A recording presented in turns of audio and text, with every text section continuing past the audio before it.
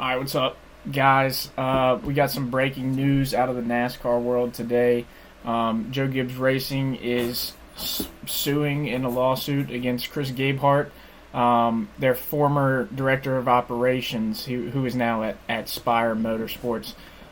We're just going to go over a little bit of the details real quick for you guys, kind of keep it short.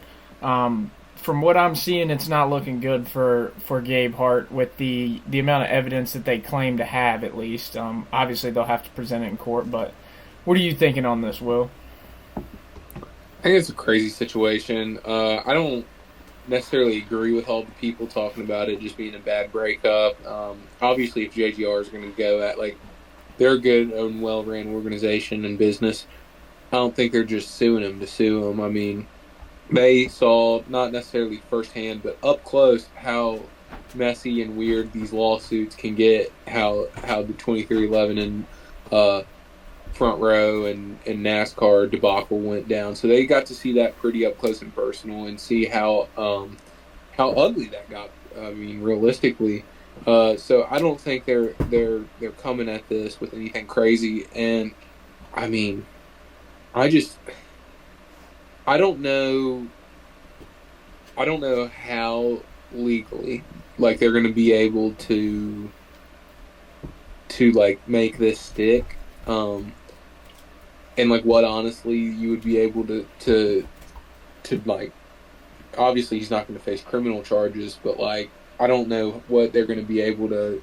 I mean, there's not there was, I'm sure there was some sort of no compete clause in his contract, but when you leave and move on somewhere else, your contract's up, buddy.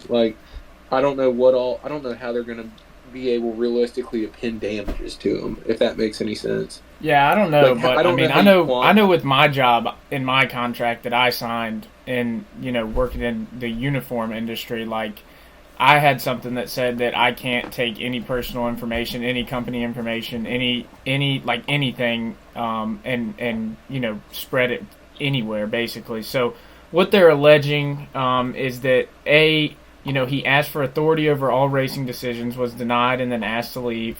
Similar to a head coach in football, most of the time they pass over the reins and see what happens, but obviously Joe Gibbs was not willing to do that. And then they said they did forensic analysis of Gabehart's devices. They alleged that he synced his personal Google Drive with his JGR laptop and had photos of JGR setup information in a folder that was literally labeled Spire. So it doesn't look good for him. Obviously, depending on how much he can say, he contributed versus, what was public information, what's this, what's that, that's going to be, the driving factor, I feel like. I think they have a section in there titled JGR Uncovers Defendant's Brazen Theft of Its Confidential Information and Trade Secrets. So I think it's more of a trade secret thing, like a confidential information thing, and unless they have a super loose legal situation over there, his contract definitely stated, you can't take any of this information elsewhere. So if they're going to get him on something, it's probably going to be that. But he does have the whole bad breakup thing to fall back on and be like, oh, they're just trying to pin it on me, whatever. But it's just going to depend on how much of it, Joe Gibbs can prove, I feel like. I don't know how the forensic analysis stuff, I don't know if they can bring that to court. I don't know how that works. You know a little bit more about that than me. I mean, that's going to be their whole evidence thing right there, but I don't know how they quantify what the actual damages are, because you'd have to prove, right, that this information or whatever that Gabehart had, and obviously he had information, but if he was over top of whatever, right, he what did he contribute versus what's not his, yeah, right? That's where I feel like the gray line is. How do you quantify what that's worth? Do you just get him for a breach of contract? But I don't know, because they parted ways, or I don't know how this honestly will shake out. I know it came out that his annual salary was $1 million a year flat. I don't know if that's has anything to do with the breach of contract. I'm sure there's something in that contract that states, these are the damages if you do X, Y, and Z.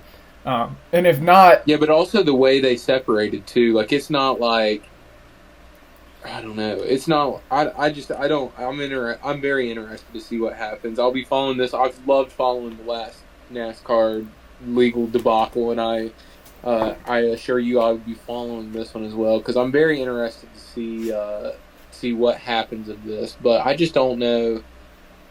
I don't know. Realistically, where there's a side where either person wins, right? Like it's going to just be another one of these situations where it's going to be a long, long court thing. I mean, we looked at the last one. I know it was on a bigger scale, obviously, because it involved all of NASCAR. But I mean, that took over a year and a half or whatever to what I figure think out. is interesting is the timing of it all. Coming out right after the Daytona 500, basically right at the start of the season. So, you know, I don't know. How much of a distraction is it going to be for Spire and for JGR and for Gabehart, who I think is the director of operations at Spire now. I think he took the same job there. But it'll be interesting to see how much of a distraction it'll be, how much of the court actually gets done in season versus out of season. Whether it's just to get the ball rolling and they're not even going to pursue anything until June or July, but it'll be interesting to see kind of how it all plays out. Yeah, it'll be interesting for sure. I don't know that I just don't know. I just don't know how realistically, if JGR's got to have something. They would not be wanting to do this going into their season. Like it just seems like such a big distraction. And maybe that's what it is. Maybe they're trying to distract Spire off something and distract him off something. But I just don't see the world, how much information realistically? At what point does the information that you gain differ from work experience? Right. Yeah. Right. Yeah. Because you can't. That's what I'm saying. That's where the gray line is going to be. It's going to be, can they prove that this information was JGR information prior to Gabehart? It's JGR exclusive. And when you look at it, the information sharing that goes on within the manufacturers already. I know obviously Spire's not a Toyota, they're a Chevy team, and obviously you have that whole thing going on. But these teams already share so much information amongst each other, among their manufacturers, and among just different you have the ability to see a lot of there's a lot of things you can figure out from watching the cars and being in the pits and all this stuff. So I don't know. I'm interested though for sure in how this is going to pan out. Yeah, absolutely. Well, we appreciate y'all sticking with us. We'll catch y'all on Monday. We'll have some content, or I'll have some content at least from the racetrack this weekend. And we'll drop our scheduled episode on Monday night at 8 o'clock. Follow us on Instagram, subscribe. We're on Spotify now.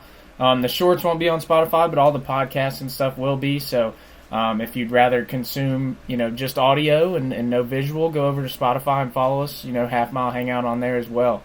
We appreciate y'all sticking with us, and we'll catch you after, Sunday.